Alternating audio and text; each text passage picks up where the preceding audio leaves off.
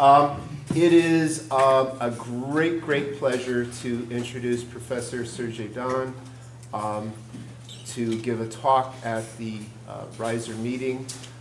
This talk arose from a conversation that I had with Carl Johnson, who had a conversation with Serge Daan about having a historical speech placed on the Chronohistory website in the SRBR website. And so Carl and I asked the Society for Research in Biological Rhythms if they would sponsor this talk so that we can enjoy this for posterity. And I say posterity because what you are about to witness is history. It is history in the context that we're going to talk about the history of chronobiology, and it is also history because Professor Daan is a truly historic character. He, not that he's old. Sufficiently old. After doing his PhD work on the hibernation in bats, he then went on to do a postdoc with two of the iconic founders of the circadian rhythms field. First, Jürgen Aschoff in Erling Index, and then with Colin Pittendrigg.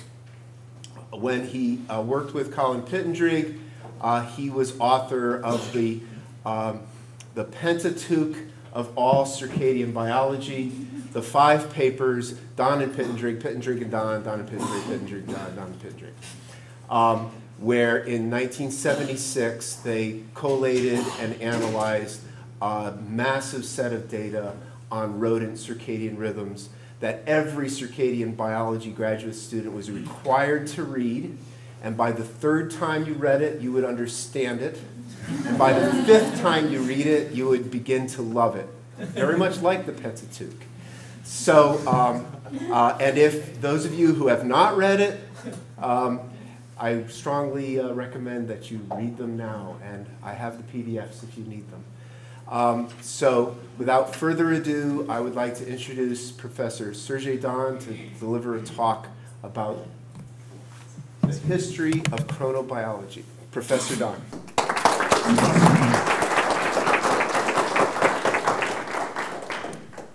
Thank you very much, Vinny, for that introduction. And I would like to start with thanking you once more, and thanking Carl, and thanking Bruce O'Hara, and thanking,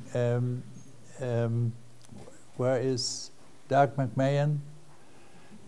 For all 4 of you for hosting me during these days. It's wonderful to be here. It's a short visit, but I'm visiting both Kentucky, Lexington, and Nashville, Tennessee afterwards, where we will move tomorrow. I'm very grateful for this opportunity. It's actually, the question was, could you repeat your lecture of 2012 given for SRBR at that time in Sandestin, Florida?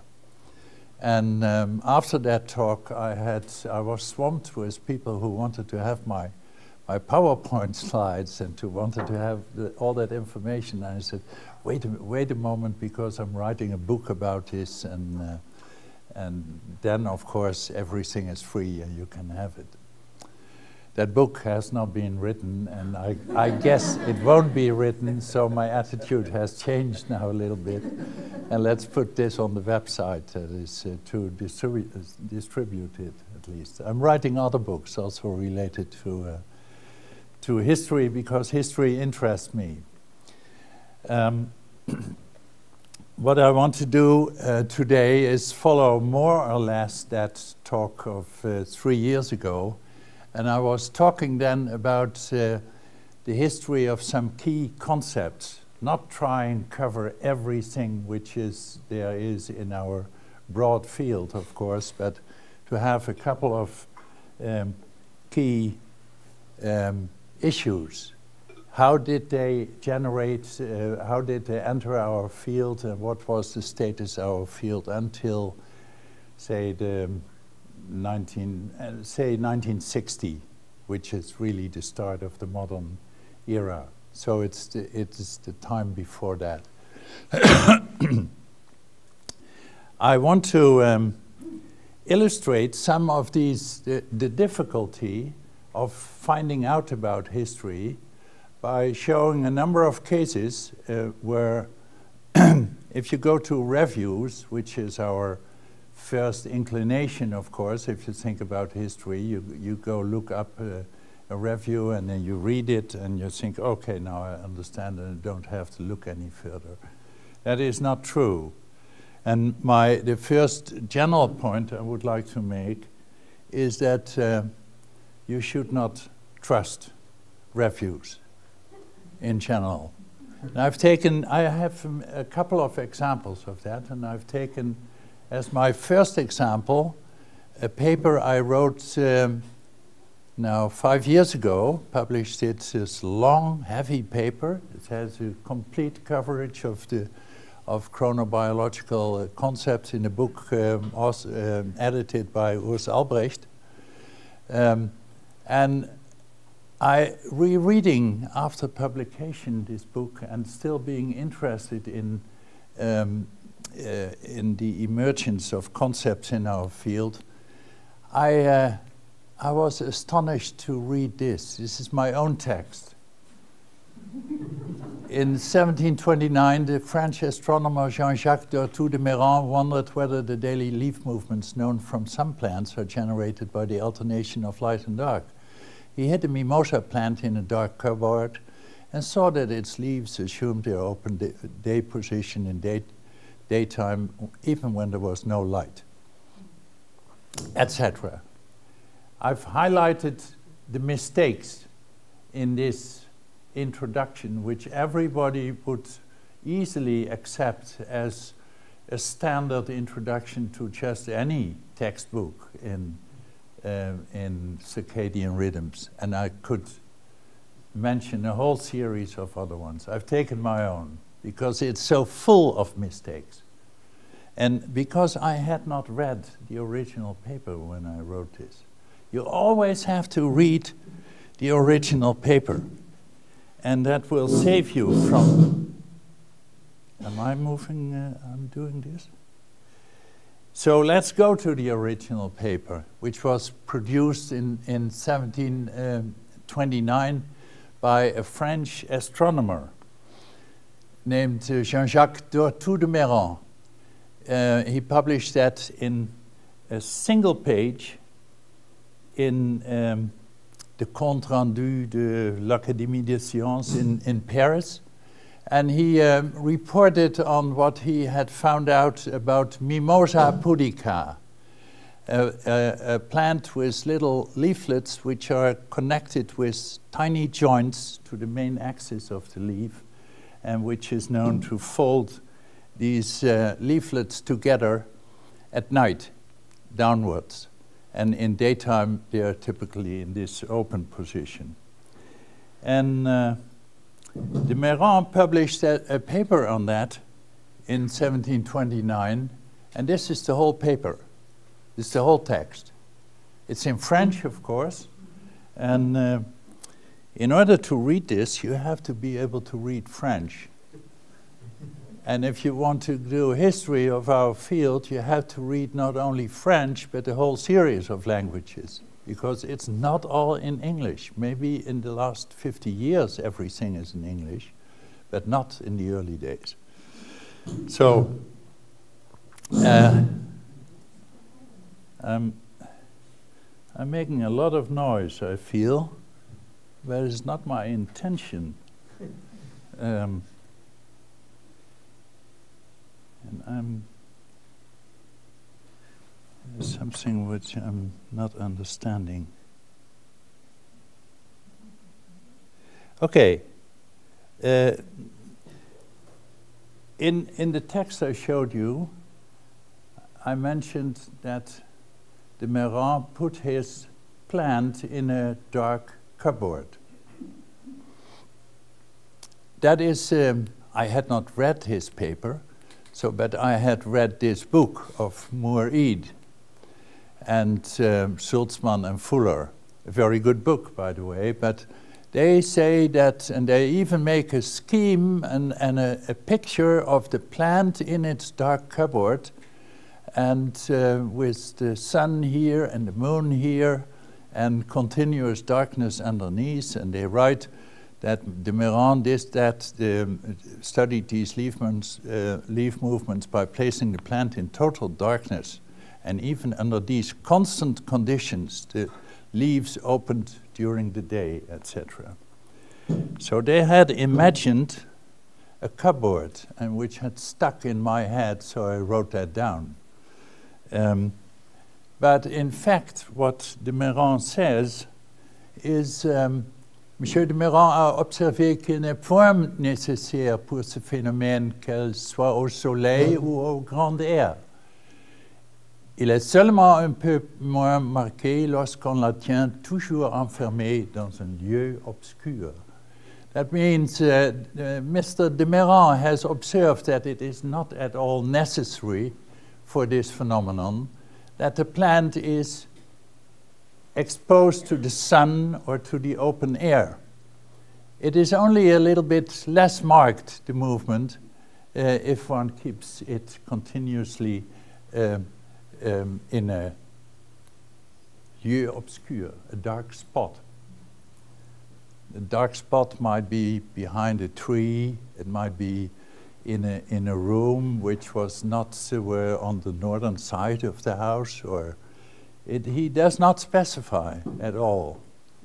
But the literature on the history of clocks is full with this cabinet, which Mourid, I think, has invented and even made a drawing of. But it's not in the original text. And de Mairan has not suggested that he had found an endogenous rhythm. No, he writes, la sensitive, sans dont le soleil, sans le voir en aucune manière. The sensitive plant, Mimosa pudica, senses the sun without seeing it in any way directly. So it apparently senses another signal which is related to the sun's movement. Some factor X or whatever, but he does not conclude that it's endogenous. So, not a dark cupboard.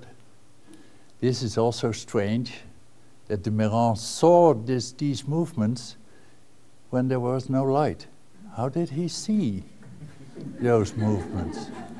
Nobody ever wondered. And I even write here, this was the first known experiment. I'll just show you that it's not.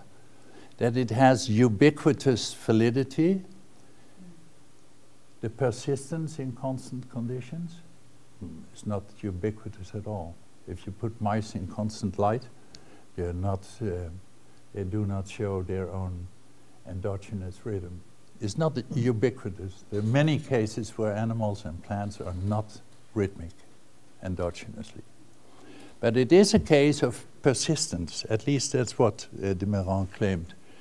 The first known experiment, you have to go back to Aristotle. And that's 2,000 years earlier about. Aristotle writes in his History of Animals, in the bee, the fact of its being asleep is very obvious. For at nighttime, bees are at rest and cease to hum. But the fact that insects sleep may be very well seen in the case of common everyday creatures. For not only do they rest at nighttime from dimness of vision, and by the way, all hard-eyed creatures see but indistinctly, but even if a lighted candle be presented, they continue sleeping quite as soundly. Aristotle did the opposite experiment from de Mairan. He illuminated at light and saw that it has no effect, the light at night. So I think if you're looking for the first experiment in our field, I think this is just as valid as de Mairan. It is of course, it is not documented. It is just storytelling. But that's the same in de Mairan also. It's a general statement of what happens if you do this kind of thing. but they present no data. We cannot blame them because there was a totally different tradition, of course. Let's go to the successor of de Mairan, the person who later on tried to establish this better and do this in a better way. And that is clearly the Comte Duhamel du Monceau, again in Paris, in France. And this is not Duhamel, Monsieur Duhamel. This is my good friend Russ Foster. And Russ Foster has written what I think is the best book in our field. It's really a wonderful book, Rhythms of Life. And it's very readable. And if you read it, then you come across this message from Russ. Duhamel reasoned that the mimosa leaf movements might have been a response to changes in temperature. So he put the plant in the constant temperature environment of a salt mine. In constant darkness and constant temperature, the plant still showed a regular pattern of leaf movement.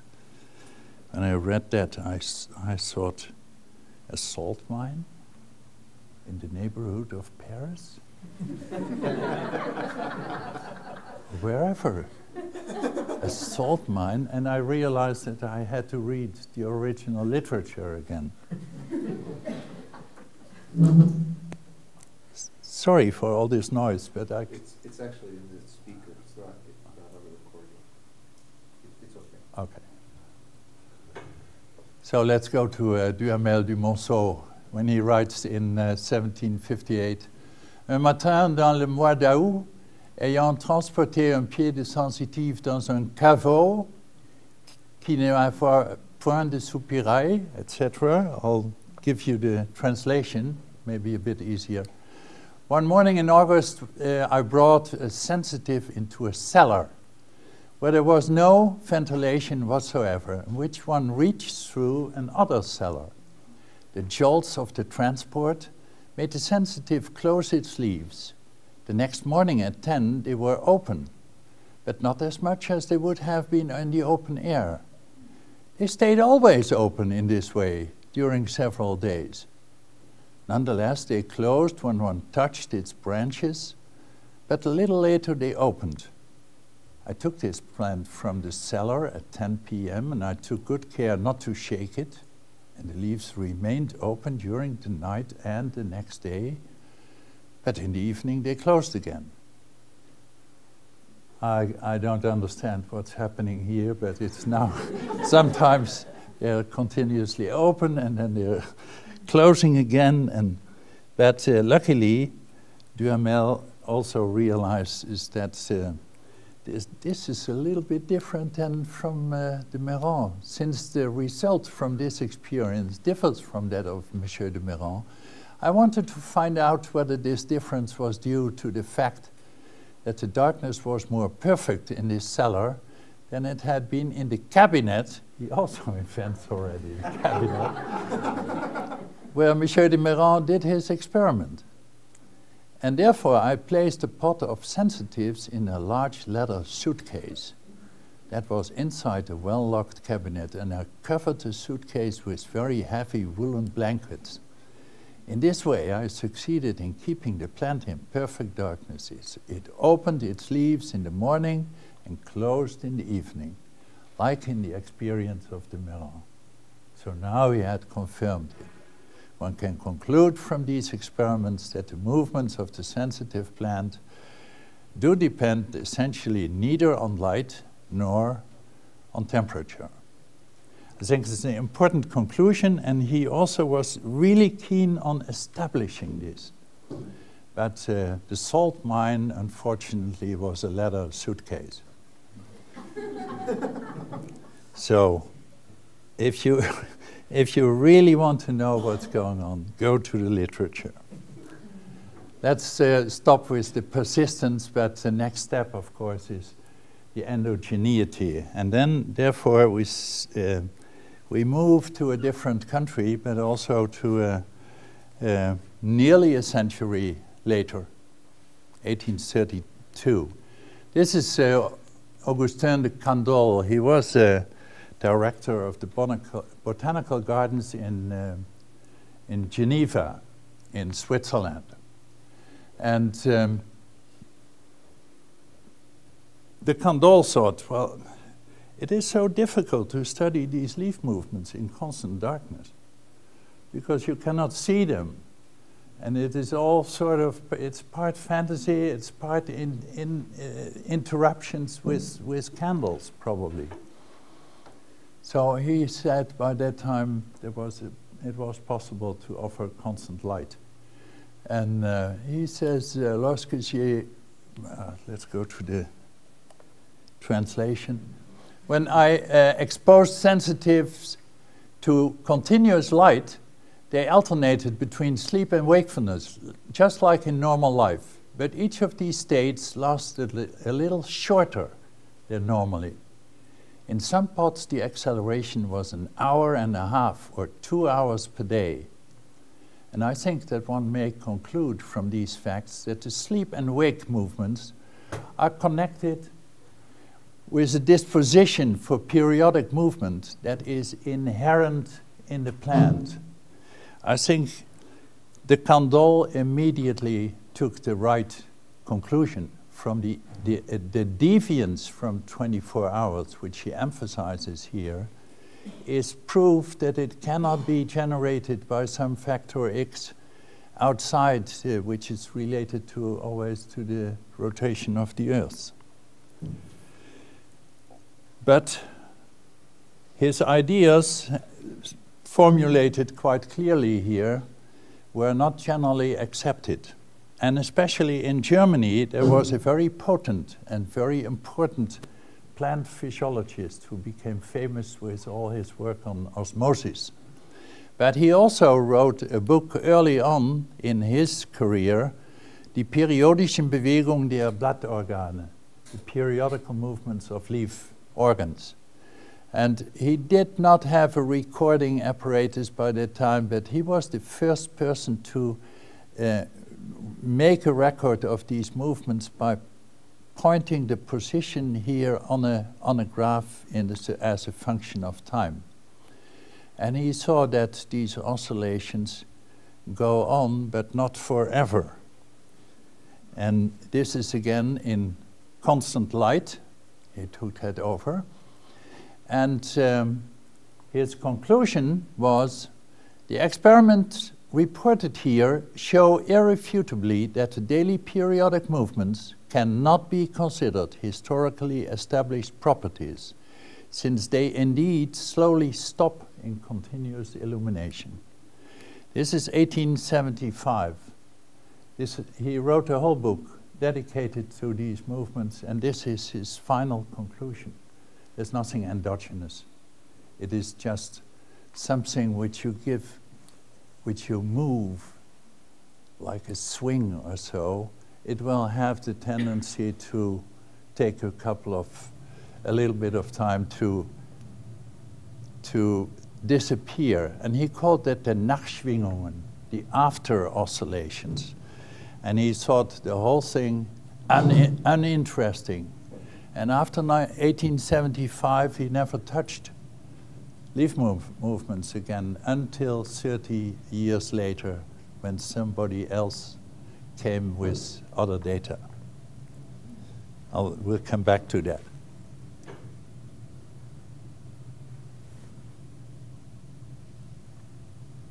It's interesting to understand the attitude of an important person like Pfeffer, that he writes in the same book. For my purposes, it was fully enough to establish that the daily periodic movements and their after oscillations occur with essentially the same tempo. A precise measurement of their speed was totally beside my aims. Therefore, I could also do without a very precise determination of the turning points of the movement. Carrying out the observations every 2 or 3 and perhaps even every 4 hours was in most cases sufficient. I had all the more reason to avoid the inefficient expansion of observations at night since I was anyway forced by the work involved in these studies to renounce undisturbed night rest for weeks in a row. So he was, besides not being a precise observer, he was also a lazy man, in my view. He did not care how precise that was, whereas de Candolle, half a century before, had already understood that you have to do this precisely to know whether it's 24 hours or some deviation of that. Pfeffer did not care. But then, in response to a person named Richard Simon, later on in the early 20th century, who refuted Pfeffer's whole idea, then he went back to the laboratory and took this up. And he was a good experimenter. He had good thoughts. And he thought, if I make the joint of a leaflet, now this is the leaf of Phaseolus, of a bean plant, if I darken the joint so that no light hits the place where the oscillation occurs, maybe then it can continue in constant light. And by that time, he also had started to use chymographion. Is that the term you use? A root? Well, he recorded. Chymograph? Okay. And he got wonderful oscillations then. And you see here the number of hours in between. These are all carefully measured now from the recordings, and they're all much less than 24 hours.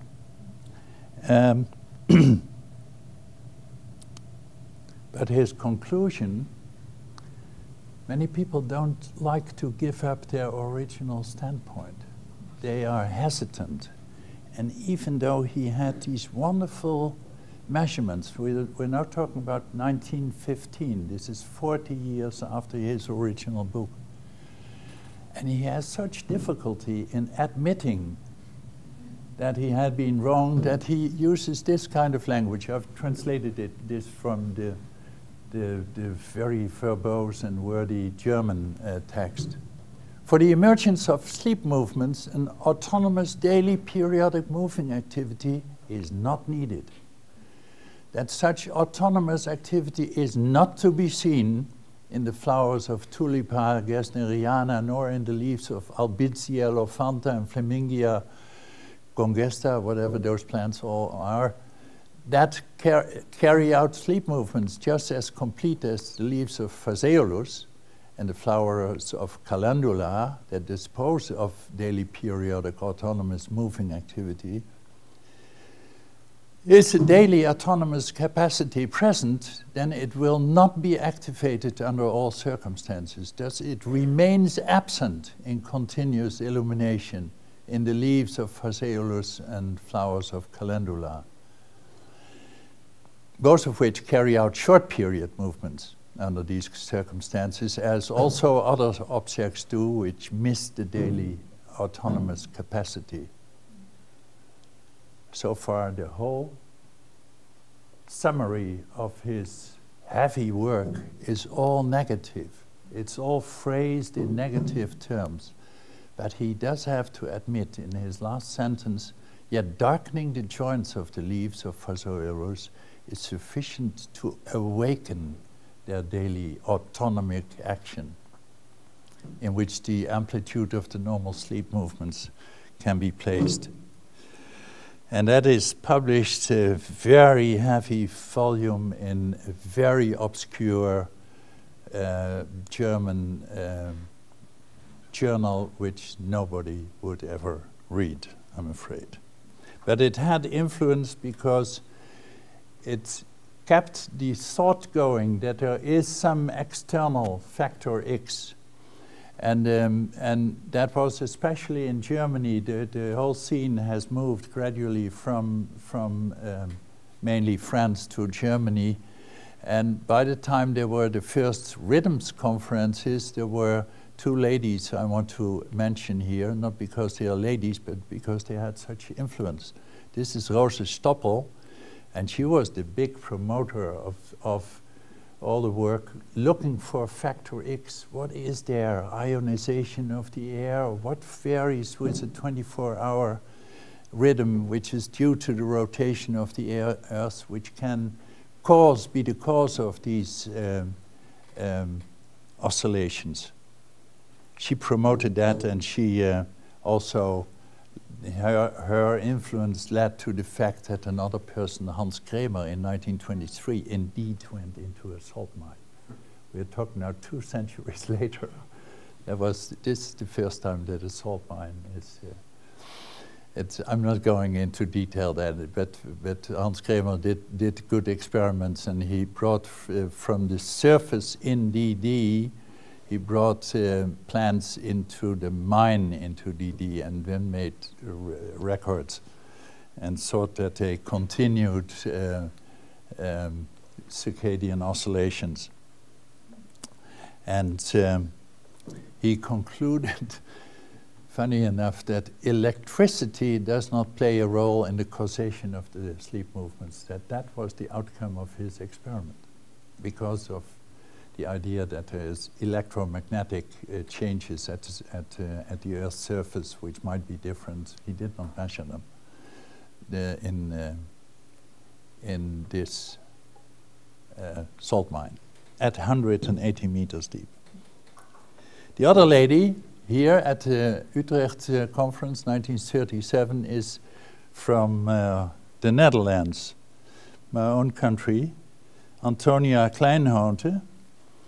She was a very clever PhD student when she did her really important work on plant leaf movements, and she was so clever to use this huge bean plant with the jack bean, which is very sturdy and strong, and which keeps these oscillations going on for a long time.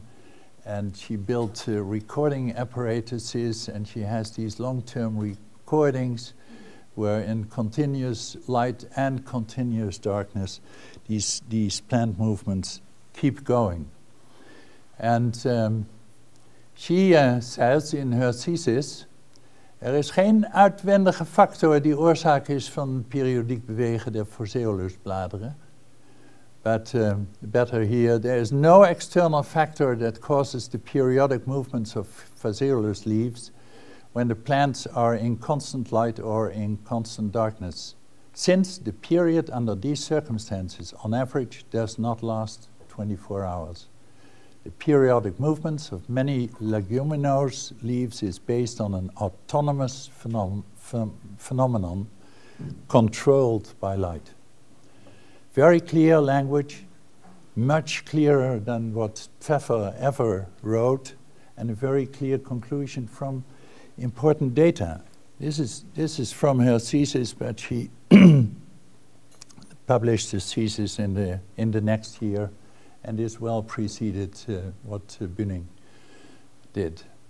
So that is about the end of factor X, but there are always people who are so much in love with their own hypotheses that they cannot say goodbye to it. And one of them is Frank Brown, who up to, when is this? 1976, he still writes. He continuously defended. He did lots of interesting physiological work on crayfish especially, marine animals mostly.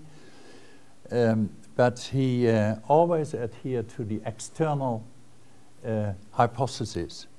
The astounding relative constancy, he writes in 1976, long after Cold Spring Harbor, of the free-running periods, even over months or years, becomes much easier for most biologists to credit in terms of clocks synchronized to the widely recognized inexorable atmosphere cycles generated by relative motions of Earth, Sun, Moon, and stars, rather than timed exclusively by still hypothetical autonomous biological oscillators whose proposed mechanism displays such non-biological characteristics.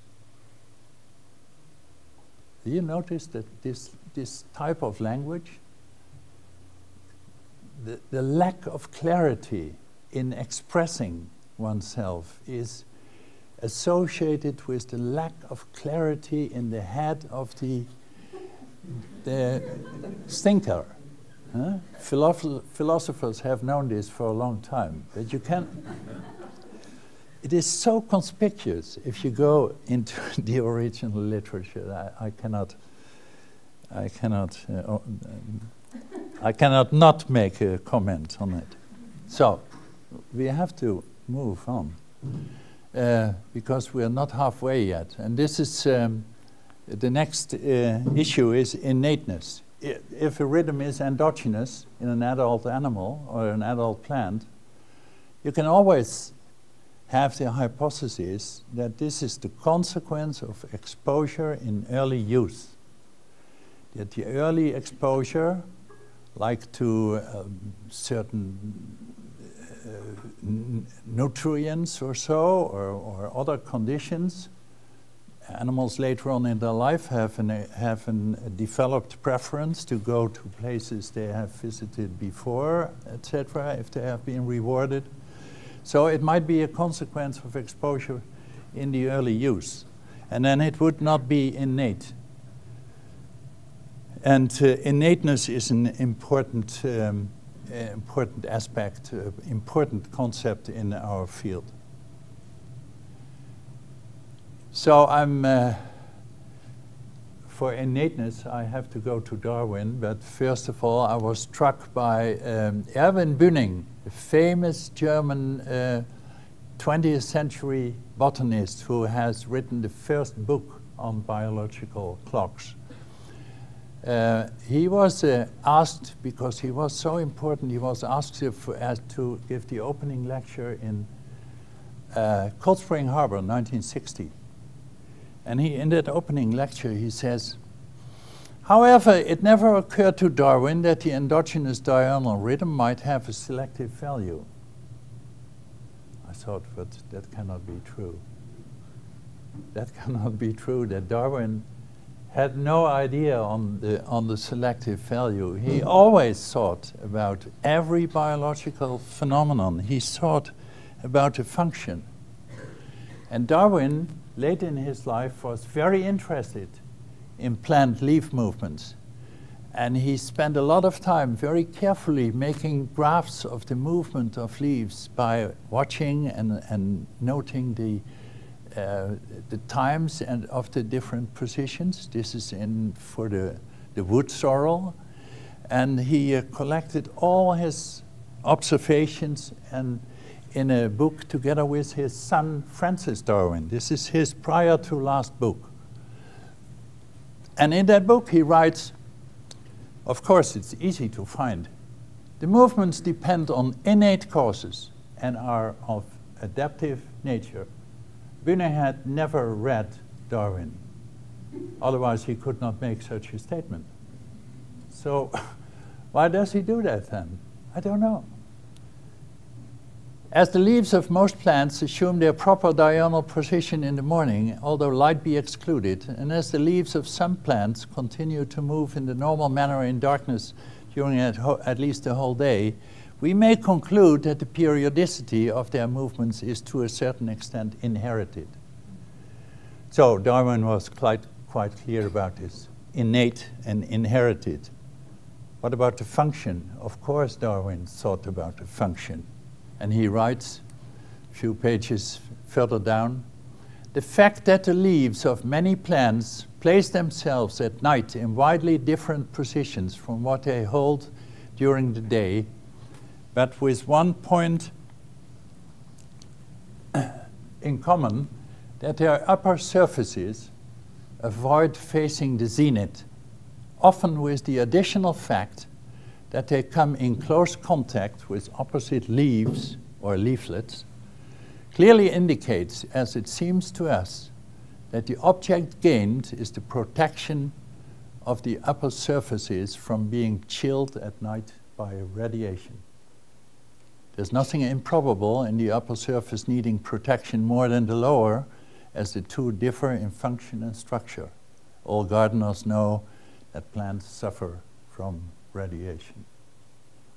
The language is simple, the message is simple, it is absolutely clear, but if people don't read it, it does not get propagated. And it takes a whole century before Jim Enright, who was a reader, said, I want to investigate that. This is worth doing an experiment about. So what Enright did, I don't want to go into too much detail, but he made a contraption by which the leaves of Phaseolus were kept in a horizontal position, and others where they were free to move up and down. And he measured the summed leaf growth, and he expressed that as a ratio, and this is the experimental relative to the control, and that is clearly smaller if the leaves are being kept in a horizontal position. So 1 century later, there was at least one person who did an experiment to look at Darwin's wonderful intuition. So Darwin was a chronobiologist in a sense. We tend to forget, but his role has not been major, but at least in this case he has. So, for the innateness, there was, I mentioned already, Richard Semon in the early 20th century. He was inspired by Pfeffer's Nachschwingungen, after oscillations. He thought, well, if I give these tiny little bean sprouts, which have never seen light and darkness, grown up seedlings in darkness, and I expose them now to 12-hour light-dark cycles, or to 48-hour light-dark cycles, according to Pfeffer, they should show 12-hour oscillations, and here 48-hour oscillations. And then he found exactly in contrast with that hypothesis, that they are independent. In both cases, they had 24-hour rhythms about, and he attacked Pfeffer with that, and that was Pfeffer's reason to come back to this field and to continue after so many years.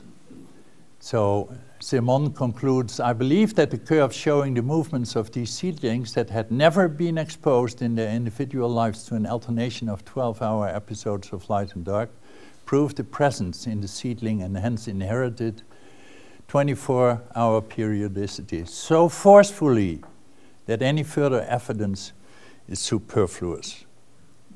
It was further later on, it was picked up in an even more thorough way by Jürgen Aschoff in the 1950s in 2 papers, in which one of them was on chicken eggs, where he showed that chicken eggs, which are incubated in constant light and hatch in constant light, and the chickens walk around in constant light, they develop immediately a 24-hour rhythm without ever having been exposed to a light-dark cycle. And even better, in mice, Aschoff bred them for 7 generations in constant darkness. And even after 7 generations of no exposure to light and darkness, they show 24-hour rhythmicity. Famous experiments which I think most of us have forgotten about, but they are there at the very beginning of the question of innateness. Entrainment is, I can be very brief about that. I just want to mention that the word entrainment occurs for the first time in France in a thesis by Julien Joseph Viré In his MD thesis, he was a self-made man, a sort of pharmacologist, but he looked over a ward of patients and he noted the times when people died. And he found an oscillation, a daily oscillation in that.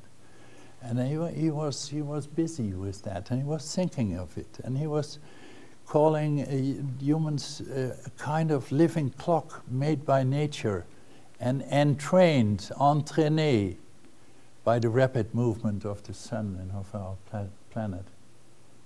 It was not with much substance, but at least this sentence is so much, I mean, it is still applicable to today's knowledge. So he is the first who mentioned that. I think the first person to really put this in a better wording is, without the word entrainment, is now in Germany, Julius Sachs. The periodic movement itself is independent of the intermittent illumination, but the periodic movement in the time frame in which it occurs under natural circumstances is determined by the light stimulus. How that light stimulus works is again, for the first time, really attacked by Antonia Kleinhoente in her thesis, who did very brief light pulses. And she noticed that if you give these here at the end of the lower position of the leaves, then you get phase delay of the rhythm. You get one cycle which is much longer. And if you do it at the other phase, the opposite phase, you have one cycle which is much shorter. So when the illumination hits the leaf during the drop, the reversal occurs by a delay of the rhythm. But if the illumination hits the leaf's rise, the reversal occurs by an accelerated movement. So this is the beginning of phase response curve. She did not plot it as such, but at least these are the first measurements which could lead to that. I think that is enough about entrainment. Now at this stage of my talk, where this line is, I want to tell you a little bit. We have now arrived sort of at the time of the Second World War and the 1950s. In those days, our field did not exist as such. And our field of biological rhythms research was distrusted by many other scientists. I show you one example of that, and that is Jürgen Aschoff, who in 1947, in the just after the war years, he had detected that if he was sitting on a chair, motionless, for 24 hours, without eating, without sleeping, and so keeping himself and other subjects as constant as possible, he noticed that if you measure the heat loss from your hand to flowing water of 32 degrees centigrade, you have an enormous rise in heat loss here in the evening, which causes the drop in body temperature. And he postulated for the first time that the hands and the feet are the regulators of body temperature, which was later proven and supported by much other work. I'm showing this here at this stage because at that time Aschoff was following his boss from Göttingen to Heidelberg. His boss had become director of a big Max Planck Institute for medical biology. Aschoff was following him, and he was his right hand, sort of. He was also had a tenured position there. And then Hermann Rhein, his boss, died suddenly. And there was a new person was appointed. Not Aschoff, but somebody as head of that department.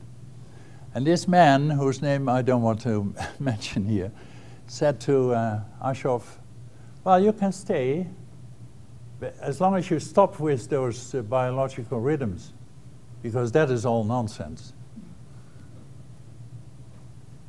And Aschoff was stubborn. He stayed and he continued to do his work as he saw fit, of course. But the fact, this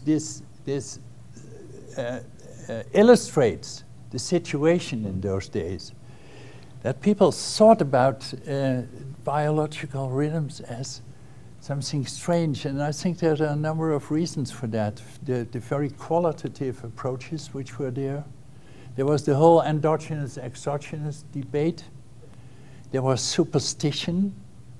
I show some examples of that.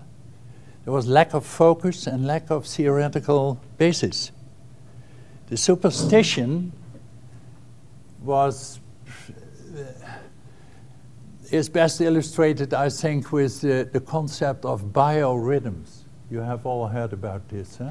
This is the idea generated by Wilhelm Fliess, a doctor from Berlin who was close friends with Sigmund Freud. Fliess was, he posed the idea that from birth onwards, we have 3 cycles running in our body and our brain with different periods. Physical cycle, emotional cycle, intellectual cycle, indicated here with different colors. And you can, by following from your date of birth to the current day, you can predict, depending on these oscillations, how they behave relative to each other, whether you have a good day or a bad day.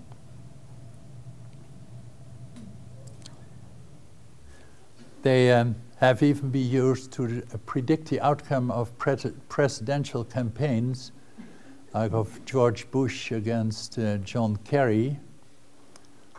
Apparently, people think very little about the democratic process, which also might have an influence on these decisions besides the dates of birth, because essentially that's the only information which goes into these predictions.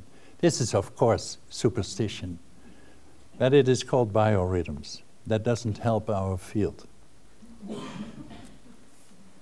There's closeness to astrology. And I don't believe in astrology, but I do think that we have maybe overlooked a little bit the possibility that there are variations related, seasonal variations, not emotional and physical and what have you, but seasonal variation in date of birth, in what in our behavior. There's one neurobiologist by the name of Giovanni Marzullo, who in 1996 published a whole book on months of birth, creativity, and the 2 classes of man. And he thinks that in the course of the season there is a tendency for different development of the left-right asymmetry in our hemispheres, and that this might be related, and he seeks this hypothesis as a possibility to explain some very strange patterns, like the seasonal, the dependence of birth dates on season among American presidents and runners-up, other candidates. He's selected all that. Another example is romantic versus realist American painters. Here's an example in his book from profiles of mathematicians relative to biologists. I cannot judge these data. I think it's the seasonality is an interesting topic which might be researched in a proper way, even in humans, and there might be intriguing things. But of course, this brings us very close to astrology, and that has always been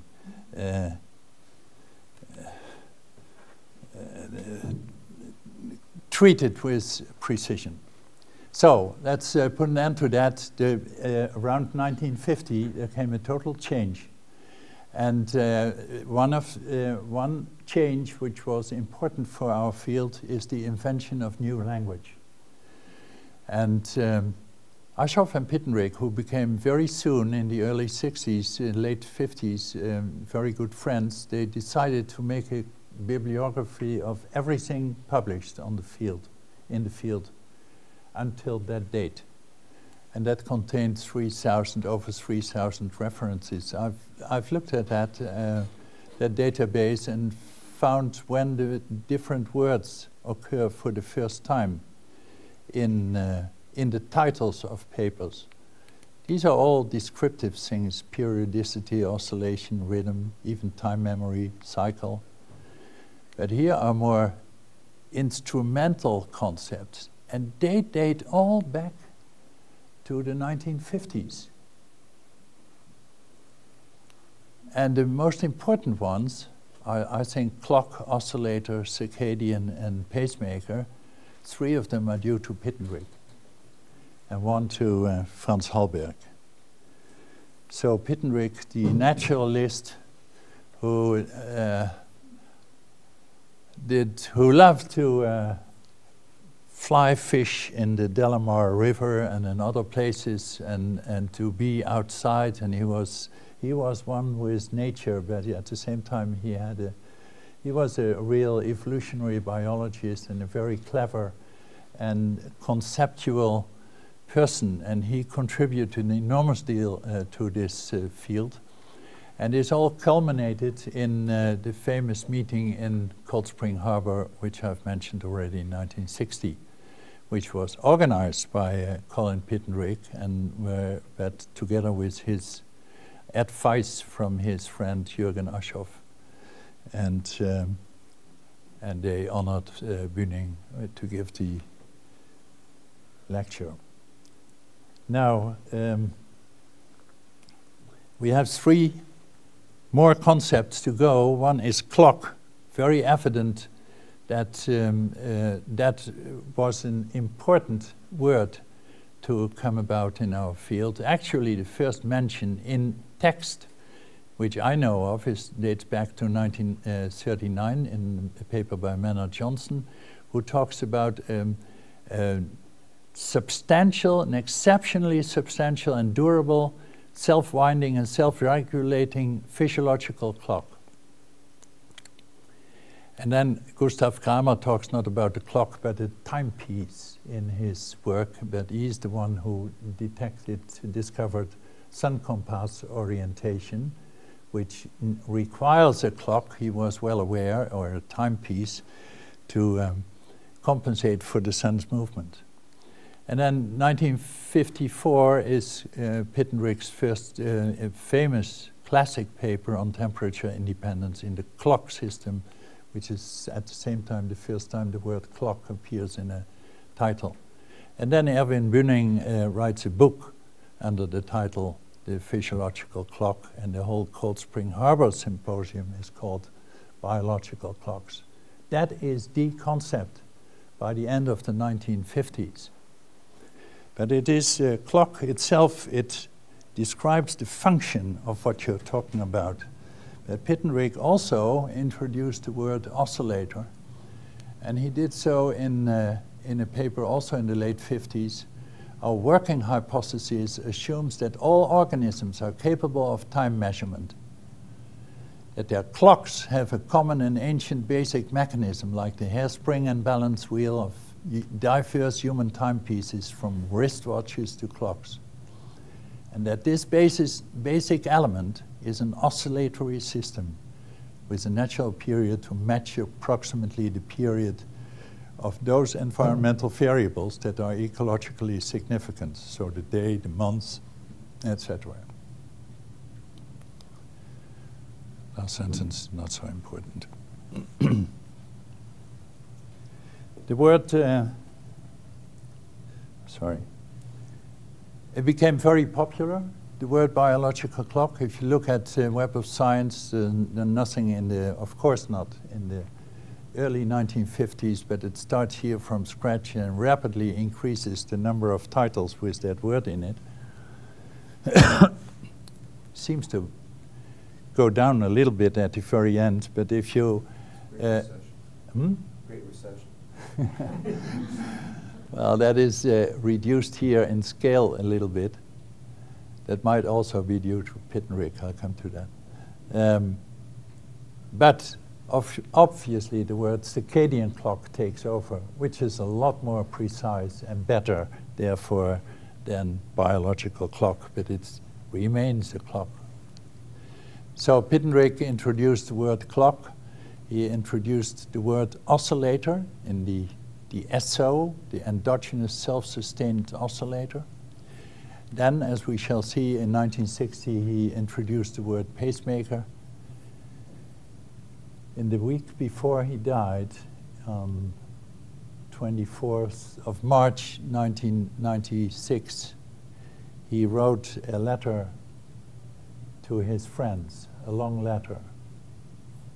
It was addressed to Jean Bloch and myself, and it was written into tape, and it had a little list attached to it to the people to whom we should send this letter, and a few to whom we shouldn't send it. I'm not going into the details here. At any rate, that letter was mainly addressing the word biological clock. And the essence is that he wrote there, I feel very strongly about that the language, the biological clock, has become dysfunctional in the sense that it is underemphasizing and deflecting our attention from the analysis of coupling within the program. It's a very strong statement, and I do not think that our field can easily get away with this, especially because program is not a very sharp concept. Program, there's so many programs, like the program of today, that is, the word is used in so many different contexts. And I do not think that Pittenrick, even though he wanted this very, very well, and he also had a book underway on the circadian program in Drosophila, but he could not finish it. The word circadian has an interesting history, and I attach that. It's brief. It is the concept which is not Pittenrick's, but is from Franz Hallberg. And it was published for the first time in 1959 in a symposium volume.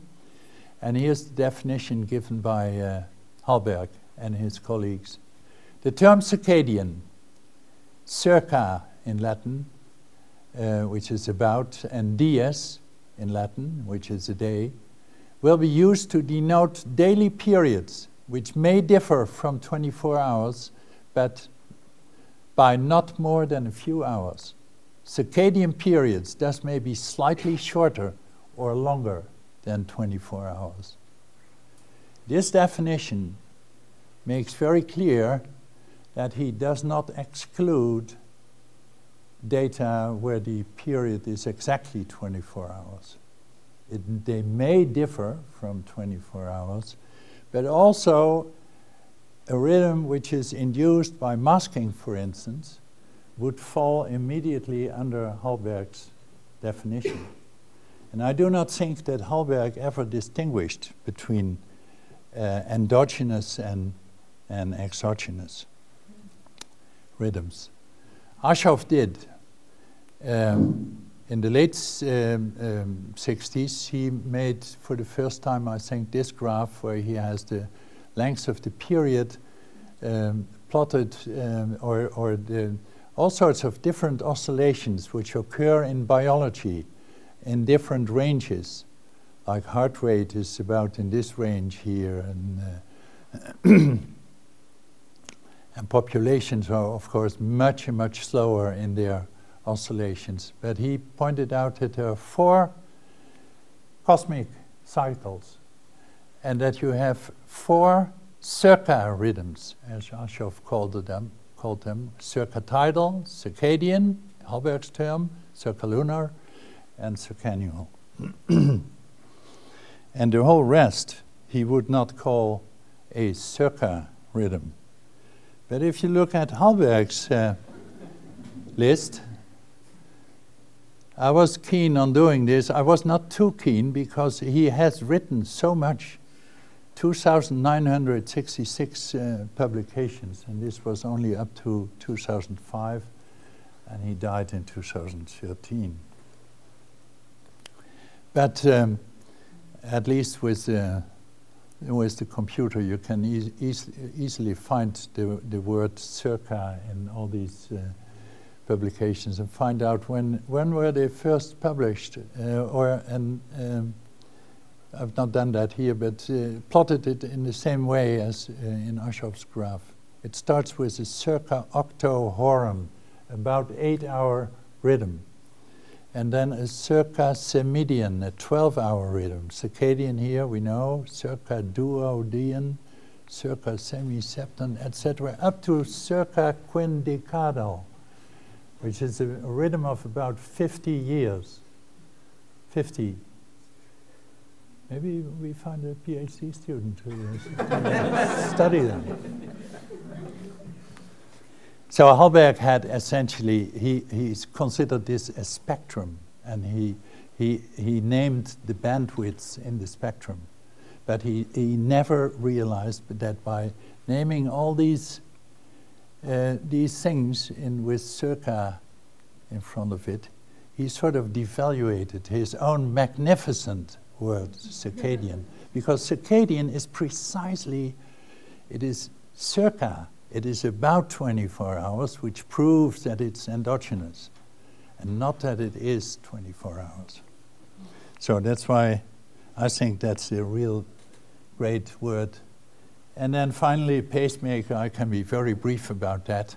It's also due to Pittendrigg, and now in the volume of Cold Spring Harbor, where Pitt said, the essential feature of this model is its assumption that the physiological controls immediately underlying eclosion of Drosophila are themselves autonomously oscillatory. That is the B oscillation in our 1959 paper. And two, distinct from the light-sensitive A oscillation that serves as pacemaker for the organism.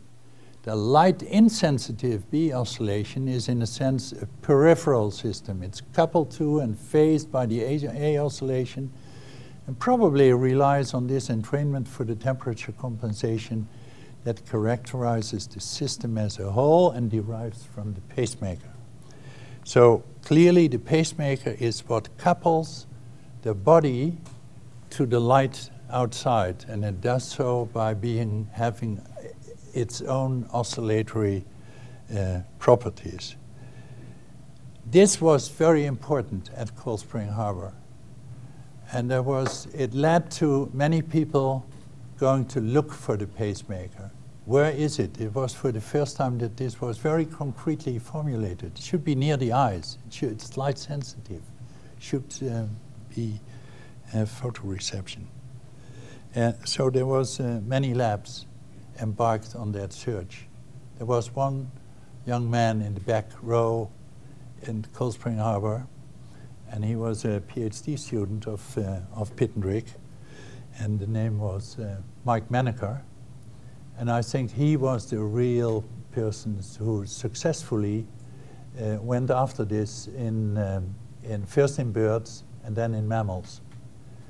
And he, in his lab, detected the pineal as an avian pacemaker and proved the function of the pacemaker of the SCN in mammals.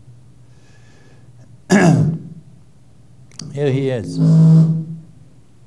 Mike Maneker, with his wife Kazuko. And this is on the occasion 2009 when we at the University of Groningen gave him an honorary degree for his achievements, both in birds and in mammals, which were extremely fundamental and which we are still continuing, many of us continuing to work on that on that work. So Cold Spring Harbor, and since then has gotten rid of the superstition and of the irrespectability of science, and that is mainly due to a number of breakthroughs at Cold Spring Harbor, the unification of the field, the theoretical basis. Shortly after that, Aschoff's human circadian clocks, pacemakers, and of course, subsequently to Cold Spring Harbor, the clock genes. So it took about the third quarter of the 20th century for biological rhythms research to dispose of its lack of rigor, its lack of focus, its lack of unity, and to get rid of its association with superstition. And through a series of key discoveries, become a respected and thriving discipline, which you all belong to. I thank my collaborators in this talk, and thank you very much for your attention.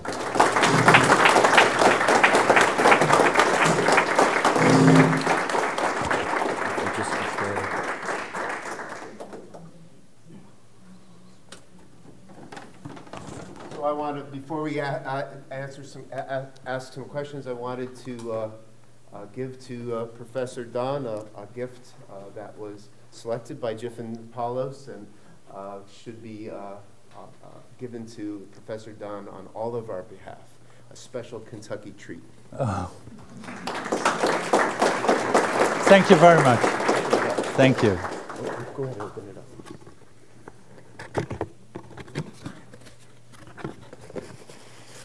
We went to a bourbon distillery yesterday, and we purchased some bourbon, but needs a proper cup. So a silver Oh my God. mint julep cup that says Professor Serge Daan, Riser.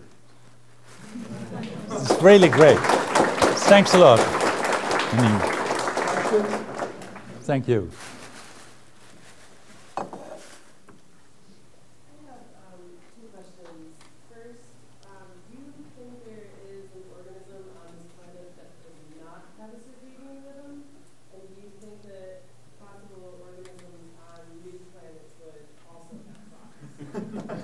That's future.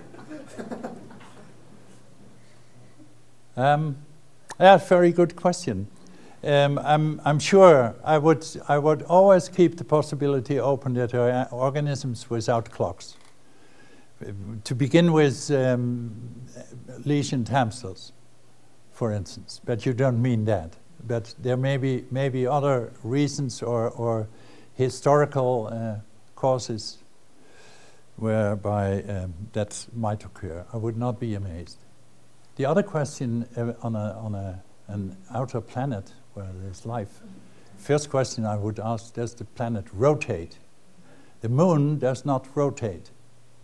So I would not expect this on the moon, but around its axis. So depends on the circumstances. But if it is like on Earth, with then it must be illuminated periodically. But maybe very slowly or very fast. I don't know.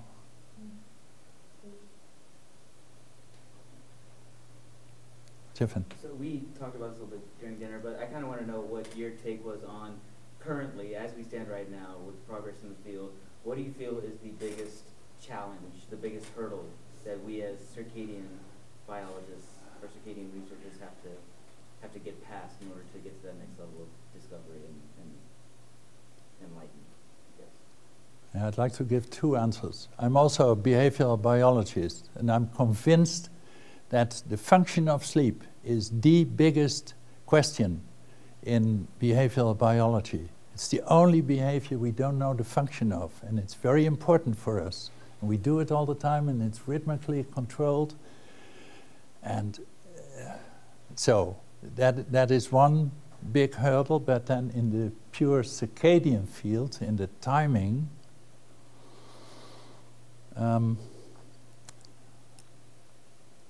Well, one thing I would certainly like to know very much, which seems to me very difficult, is where is the activity rest oscillator located in the brain?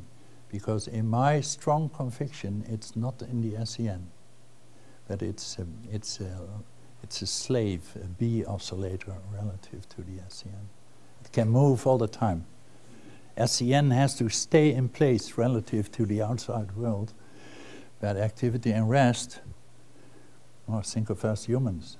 If we want to sleep in daytime and rest or be active at night, we do so. And animals do so too, when it fits their energy budget. Well, if there are no other questions, let's thank Professor Daan one more time. Thank you.